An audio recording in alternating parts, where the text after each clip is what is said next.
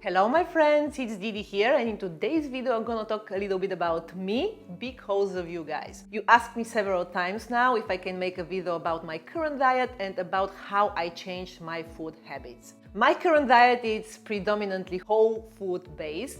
I eat gluten-free diet and almost sugar-free diet because I still eat dark chocolate with sugar. And I eat a really little processed food. I'm saying a little bit of processed food because processed food is any food that has been altered from its natural state. So, for example, cheese is a processed food, some healthy snacks would be processed food, but 90% I would say of my diet is gluten-free and sugar-free, and really simple things like fish or piece of meat, and lots of plants, lots of fruits, lots of nuts, eggs, and kefir. How I ended up with this diet though, it's been almost 20 years since I started experimenting with different lifestyle diets, and I've been vegan for a while, at least like twice a year I'll go vegan. I tried like the combined diet, I tried the Paleo Diet for a pretty long time. I tried lots of detox programs like cleansing fruits programs or like maple syrup and lemon. So I tried hundreds of things really throughout the years. When I was a child though, I was pretty unhealthy in the sense of that I would eat mainly fried food, very typical in the country where I grew up, Bulgaria. I would eat lots of sugar, lots of chocolates, very, very unhealthy diet. And I remember that I often suffered from a tummy ache, but it's sort of like I really got used to living with the pain. And in my teenager years, I started enjoying a greater variety of foods. I would eat more or less everything, but again, pretty unhealthy, lots of fried food, lots of French fries, and lots of sweets. So when I was in my early 20s, I realized that I have very often problems with my stomach, not only with my stomach, but as well heartburns, like burning sensation in my esophagus, and I had to go and see a doctor. When I went to the doctor, he did something called endoscopy. So he put a camera in my throat and checked my stomach and my esophagus, and he said, "Oh girl, if you keep eating like that, by the time you're 40, he told me, you won't have esophagus, so it's gonna be burned out completely." So what I did then was I tried some pills. Of course, they didn't help me. I don't know why. For some people, they're pretty helpful. I had something called gastroesophageal reflux disease. And what I then decided is that I need to make a change. The change I did was I started to eat something called combined diet. It was very popular about 15, 16 years ago. And the idea is that you don't mix carbohydrates with proteins. And if you follow the rules, you have to be pretty strict about when you eat fruits, when you eat cheese, stuff like that. But I did not get into these details. So what I did was every time when I eat protein, which means meat, fish, cheese, I would not eat carbohydrates. Carbohydrates, think potatoes, rice, bread, stuff like that. So very simple. If I eat salad and meat or cheese or fish, I would just eat it only with salad or vegetables. And if I eat carbohydrates or bread, I would just mix it with vegetables as well. It saved my life. For me, it was a savior. I ate like that for about 4 years until I moved to the UK. And honestly, I did not have to limit myself from any food. I would eat whatever I want, but just not at the same time, just not at the same meal time. I was feeling so well, I never had heartburns anymore. Still, I sometimes suffer from bloating, but no heartburns at all. This changed when I moved to the UK. Since I moved here, although I started eating back normally without combining the food groups, I was still okay, apart from like the bloating and constipation every now and then.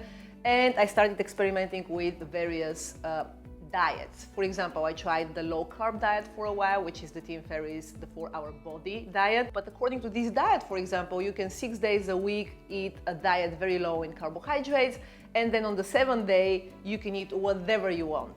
So it's sort of you're binging. So for people who don't want to give up certain foods, maybe this is something which will work for them. It did not really work that well for me. Then one day, probably about 6 years ago, I decided, it was September, I decided that I'm gonna give it a try to go without bread for about 3 months. So I gave up bread, cakes, muffins, biscuits, everything that is sort of bread-based. And I said I'm gonna do that only for 3.5 months until Christmas, just to see how I'm gonna feel. I just decided I eat too much biscuits, I eat too much bread, and I eat too much cake. So for me, the problem was the muffins and the cakes, always the sweet things. I just have the sweet tooth, and that's what's the issue usually. So I decided to do that, and I went 3.5 months, and I really enjoyed it, how I felt. So from then on, I started doing that every year. And also every year I would do a detox, about 7 to 10 days on fruits only, just to clean my body. Not juices. Juices are not that good, but fruits. Fruits is the Mother Nature intended us to consume them. So since then, I've been doing more or less that every year. Maybe about 4 years ago, I tried paleo as well, because paleo is very much about whole food, so eat whole food. They say don't eat rice, don't eat potatoes, so I tried it probably for about 3-4 months. Again, it was very hard for me because of the sweets. For my main problem and the main reason for my experimentation with diet after I cleaned my problem with the heartburns has always been sweets.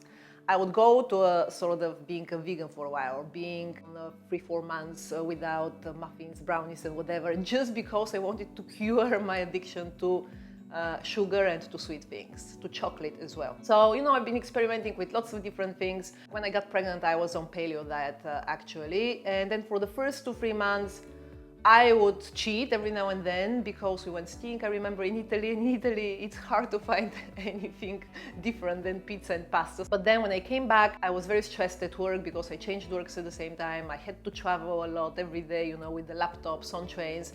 So I slept a bit and I went back to eating unhealthy sweets like Mars, Snickers, this sort of, not Mars and Snickers specifically, but like, things that I wouldn't even touch now. And I would eat a little bit of them. And then in March, I remember I said, that's it, I'm pregnant. I am about to give birth to a child. And epigenetics, which means that not only the genes matter, but as well the environment matters, would play a role in how my child would come out. So I just said, that's it, I'm gonna face reality and become more healthier. And since then, I started to eat really, really healthy. And I never looked back. So that was 3.5 years ago, approximately. I cut all the gluten, even gluten-free stuff. I don't think that they're good either. So I cut the whole category. No biscuits, no muffins, no cakes, no anything like that. Chocolates, completely no. If I eat chocolate, it would be a dark chocolate, good quality chocolate. There is sugar in it, I admit, but still, at least it's a good quality cocoa product and nothing to do with the horrible stuff that I've been eating before. Then I started eating lots of plants, lots of broccoli, lots of cauliflower, lots of cucumbers, tomatoes, lots of salads, and that's how I've been feeding myself throughout my whole pregnancy. And honestly, I never in my life ever felt as good as I felt when I was pregnant. Some people say maybe it's the hormones. I know it's not only the hormones. I did not exercise much. I did not put much weight. I never had any constipation, never ever. And pregnancy, as you know, usually is the time when we moms get constipated. Never constipation, never heartburns, another problem which comes with pregnancy. So, I saw the beautiful impact on my body. I felt amazing and I said, that's it, my lifestyle diet. So that was not my intention when I started, but because I saw the benefits, that's how I decided to feed myself, and that's how I decided to feed my family as well. So this is my story. This is how I ended up eating how I eat now. I'm not that perfect at all. Still, I have to treat my addiction to chocolates. It's good quality chocolate, but still I eat a lot. And if you give me a choice, I would only eat carbohydrates. This is the foods that I like most. But at least I eat clean food. I eat lots of nuts. I don't eat processed food. It's very occasionally when I allow myself to do that. And sometimes now when we travel, like when we go to Italy or Spain, I would allow myself to eat some bread. But honestly, it's not a big deal. And what I want to tell you as a main message here is that we can change our taste buds. And honestly, if I can change my taste buds, everybody can. Because I could never, ever believe that there would be a day when I would not be addicted to the chocolates that I was eating before. Never. And I know that people say, oh, I like chocolate as well. You have never seen anyone who would eat chocolate like me. Like for me, if I eat a chocolate, I don't eat a piece. I eat 100 grams. And if I have 2 chocolates, I would eat 200 grams at one sitting. Some people can go with small piece or half of it. I just have to have it all. And this is what I wanted to cure for all these years. I just wanted to get rid of this addiction. So I'm not perfect. I still fall down. I still eat these chocolates. You know, all these things that I loved before, I don't crave about them. If I like something, if I crave something, I really like vegetables now. Broccoli, I never thought in my life I would like broccoli. Now when I see broccoli, I'm so excited. I just came back from a retreat. I did a Vipassana meditation retreat for 10 days. So they feed us very plain vegetarian food there. On day 3, they served broccoli. And I was like, I'm so happy. And then on day 7, I saw while I was queuing, while I was waiting on the line for the food, on the plate of one of the fellow members there, I saw broccoli. And I was like, broccoli, I'm so happy. I couldn't believe that these things can happen to people like me, but we're changing our taste buds. So it's not that hard. It's not as hard as we think. Now, if you want to change your diet, my advice to you is based on my experience, take it or leave it, or, you know, try whatever works for you. But my advice to you is first to start by knowing yourself. People are different. There is no one thing that fits all. For example, I know for myself that it's so much easier if I cut a whole category of food. If I say I want to be healthier, I don't want to eat chocolate for a while, I'm much easier and able to cut it for a month and not eat it at all, than to eat a little bit every day. So there are people like me who are more at the extremes. There are people who like balance, who have no problems whatsoever to just have a small piece every day. So know yourself, because based on that you know what sort of diet to implement in your life or to choose. The second thing is get yourself motivated. For example, a lot of people would say, okay, for you, you had to make a change because you had this issue with the stomach. But trust me, even when you feel sick, you tend to overeat. Sometimes you feel sick and you say, never ever again I would eat like that. And the next day you do it because next day you feel good. So this is not a reason. If you feel good, if you don't have any issues with your stomach, it doesn't mean that you don't have to make any changes. So you don't need for something big to happen to prompt you to do the change.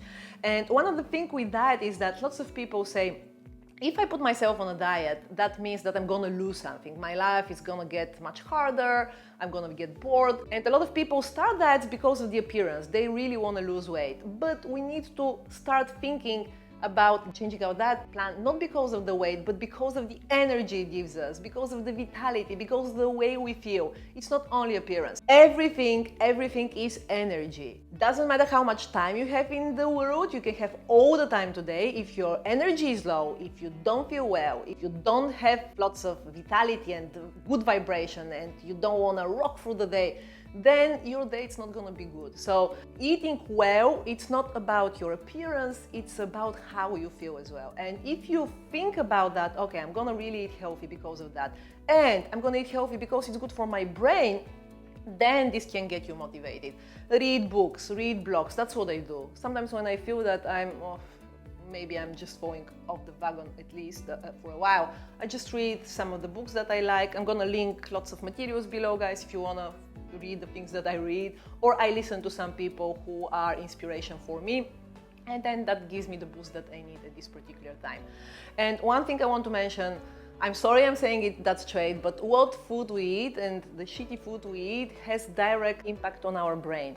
And brain aging is optional. If you eat very bad food, if you eat trans fats, if you eat sugary food, if you eat lots of processed food, this would have direct impact on your brain. And size of the brain will be impacted by the food that you eat, and lots of people don't think that it matters, but it matters. The Latin phrase for that is mens sana in corpore sano. And what that it means is healthy mind in healthy bodies. There is a connection between our mind and our body. The first thing is replace habits rather than getting rid of habits. It's much harder if you want to get rid of something and not replace it with anything. For example, if you tend to have cappuccino, frappuccino, or whatever, from the Starbucks, replace it with a black coffee. If you like sweets like me, don't get rid of all the sweets, but replace them with healthy sweets, for example, with dates.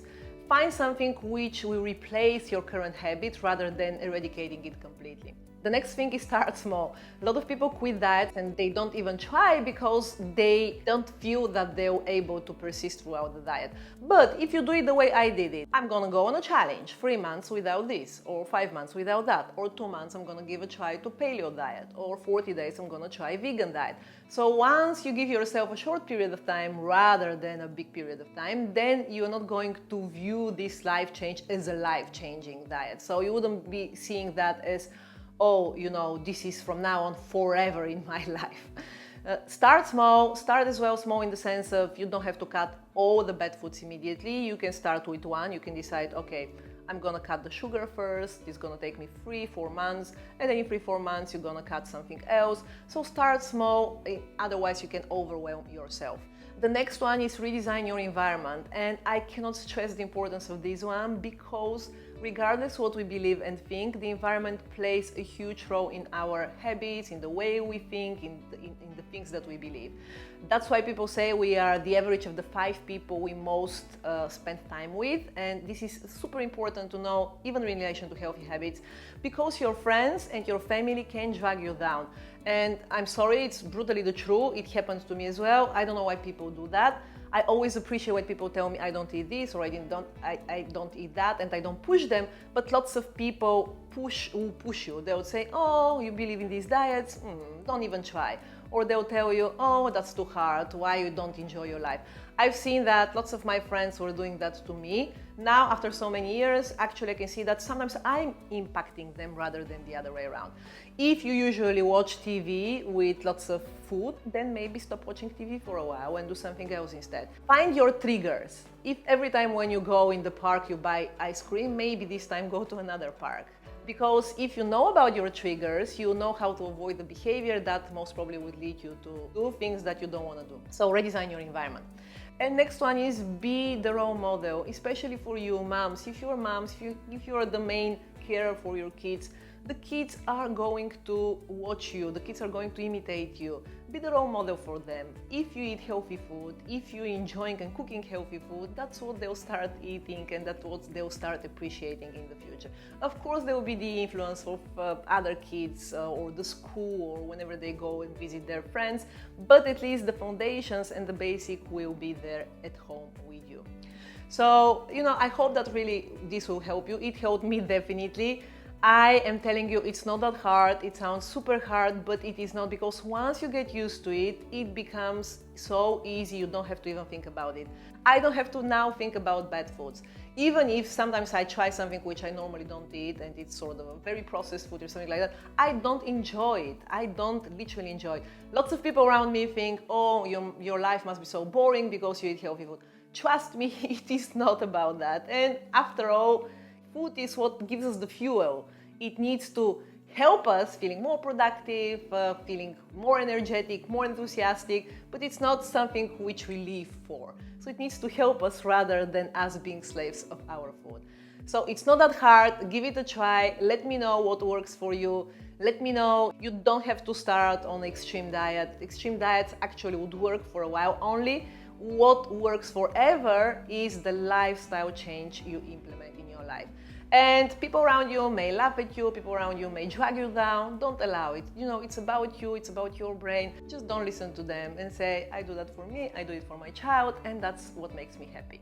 So I hope that this video helped you. According to research, habit changes take about 66 days. For years, scientists thought that it was about 21 days. Now they know it's 66 days. 66 days, it's 2.5 months. It's nothing. It's not that bad. So just give it a try. Thank you so much for watching. If you like this video, please give me a thumb up, subscribe for my channel, jump on my webpage and subscribe for the newsletter. And I will see you next Tuesday. Love you. Bye.